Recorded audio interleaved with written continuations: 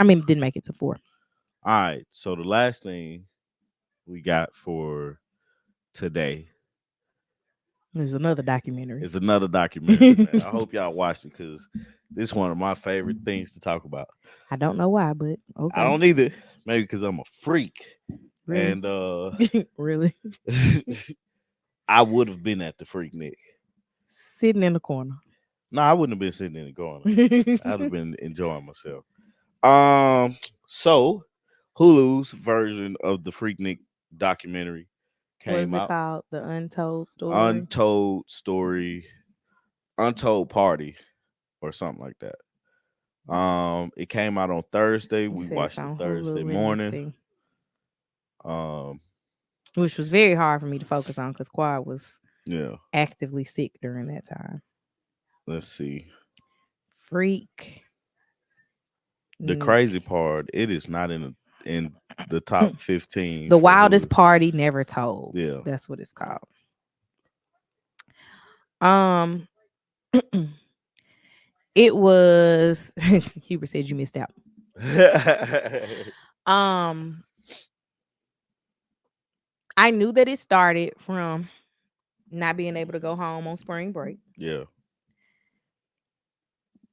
That was all I knew of the origin story. Like Yeah. I never knew why it was called Freaknik. I never knew like any of that. So I did learn something in Yeah. that regard.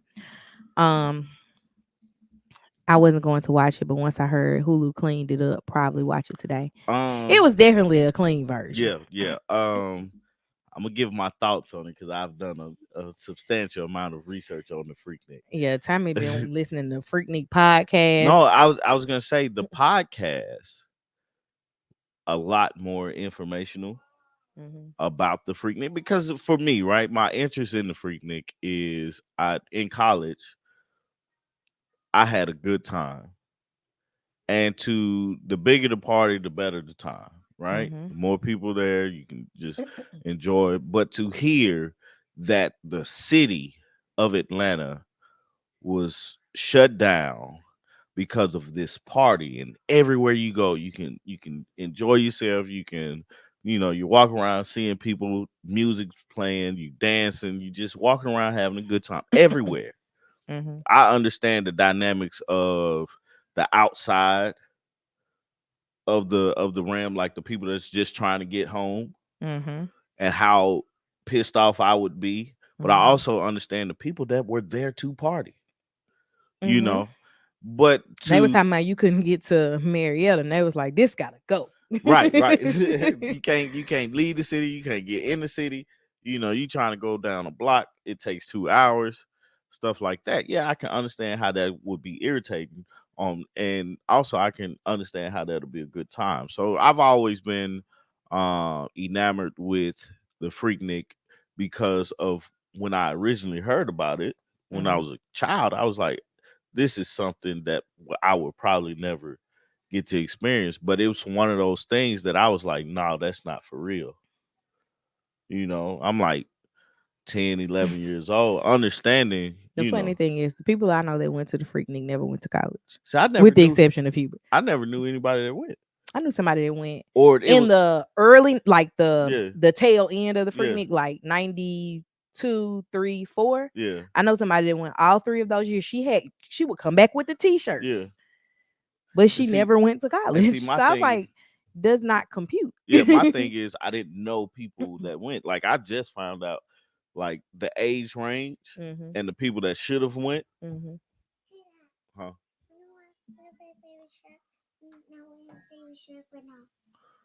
Okay. What you want to watch now? Here. Move. I was talking.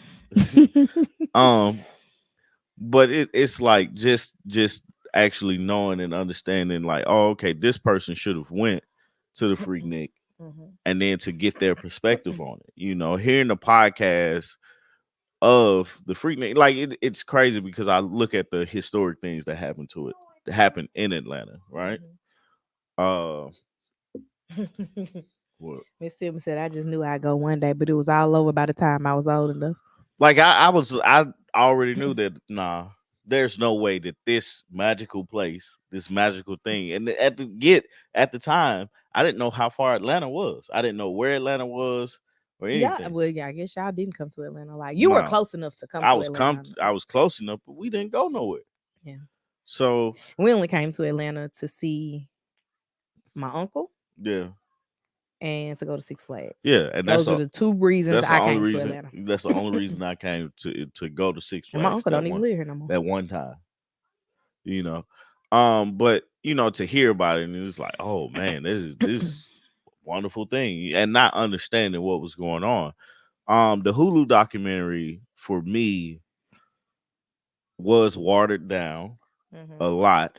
It was a lot more information I wanted to hear and see them talk about. Like what? They went through the whole thing, like rushed through the whole thing of the Freaknik. This documentary was only like an hour and a half, right? Yeah, something like that. But it was more so I would have loved to hear more about the beginning of it, right? They talked about the beginning, showed like how it started, and pretty much it started from some kids that couldn't afford to get back home. Not kids, but college kids couldn't afford to get back home, so they just stayed for spring break and stayed for a party. I mean, stayed and party. Hour 22. Yeah, they stayed in Atlanta through a picnic. The information that I did find out is the freak part came from the song. What is it, La Chic, La Freak? Never knew that, right? So that was pretty cool, and the Nick part came from a picnic. Le Freak by Chic. But we understand what picnic came from. But then like once it fast forward through the parties, through the years, and then they also brought up the fact that 80s people would come to the Freaknik to basically that wanted to pledge. They would come. That would be one of the things that you had to do to go meet the people. Let the people know who you. Which is strange because are they not on campus with you every day? They I mean, like I get it because you do have to, like, the people got to know you to pick you. Yeah, I get that, but you get what I'm saying? Yeah, like you not hanging out at the proverbial quad. Yeah, but it's like we didn't have a hangout spot like that on campus. Nah, like our hangout spot was the basement in Clement. Yep, it was. But you go through it, you hear the stories briefly, but then it stops on I think 93 or 94 when things start getting out of hand. When the city was shut down, and then the aspect of the Olympics come in 96. So you have to figure this out by 96 because we're not messing up our Olympic money, right? Because it's a business move. You got to understand that y'all are broke, right? Compared to what we can make, the Olympics is rich, right? And we can't come in here and have these folks afraid and stuff like that because by that time, by the Olympics and I think 97, 98, you start hearing about more and more rapes and stuff like sexual assaults that happen. That one girl who was there talking about getting pulled out of a car by like 10 guys. Yeah. She tells her story. She tells her story everywhere. I've seen the actual when it happened, the news report that they had on it. I've seen that. On the docket, and if you watch this documentary and as enamored as I am with the Freaknik, listen to the podcast. It's I found it on Spotify. The name of it is Freaknik, a discourse on a paradise lost. Very much so more informational than the how did they go deeper? Because the better side of a documentary versus a podcast is the visuals. Right. What did you get out of the stories that you didn't get out of the visuals? You had more people that were talking about it, but then you also had more people, um, like the idea that in 90, like I'm not sure the time, like when it happened, but it was a real life Instagram in a way. That's true. Yeah. But in a sense, less and less females started to come. When less females came, more sexual assaults happened. You know, and And the that reason that less women were coming was because of because of sexual sexual assaults. assaults happening. But these then they, more and more gets reported because it's, because if you look on the Hulu documentary, when they talking about the girl got pulled out of the car, all those were dudes. I know. It You was like know, 10 guys right, pulling this one woman out of a car. right, pulling her clothes off and stuff like that. But it's like, and then they talked about how it went from college to more Everybody. hood, more, and I thought that comparison with Facebook, how when Facebook was, When you had to have a .edu to get yeah, on, it was different. right, it was very much so different from like today's Facebook. And today's Facebook is much more different from when they opened it up to everybody. You know, so it's like those little small details, because you be like, well, what changed in the Hulu documentary if you don't, if you never heard anything about it? If this is the first time you heard about this story, you'd be like, well, what changed? You know, I remember when they tried to come back out and do a Freaknik party here. It was around, I think it was around the time that I first moved here. So yeah, it's been about 10 years, if I'm not mistaken. People was like, no, Atlanta has outlawed anything being called Freaknik. yeah. I remember, and then they also in the podcast they talked about the Greek picnic and how it was derived from the Freaknik, which makes sense. But at that point, nobody's going to the Greek picnic to be chose to be Greek. Nah, you already. So it's like, that didn't happen for y'all. Right. But it derived from that, but then it was something totally different because they have events and stuff like that. But just talking about the Freaknik, and the things that I wish were in there more, like more, I didn't care about seeing the people, you know what I'm saying? Because you knew what it looked like.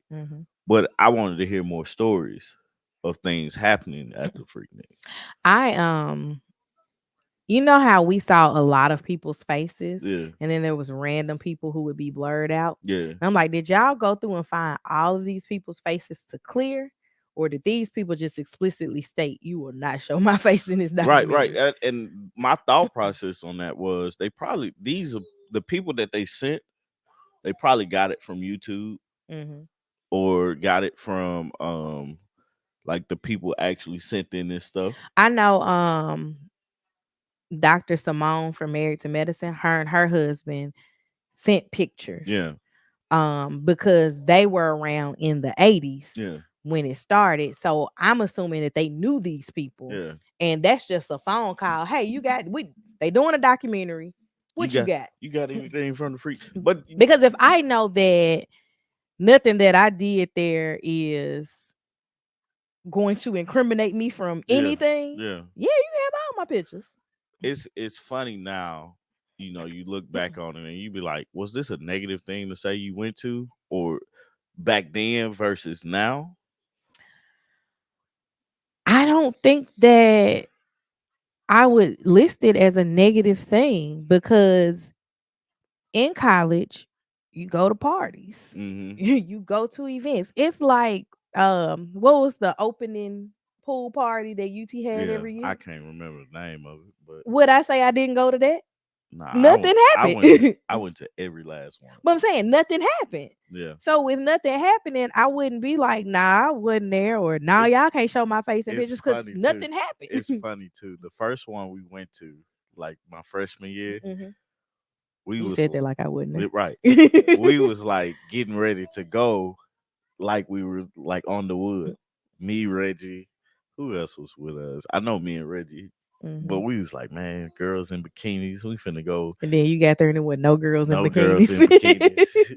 We was at a pool party, not getting in the Right. pool. Nobody got in the pool. And I was like, man, what is this? But that's the thing, especially as a freshman, who packs their bathing suit to go to college?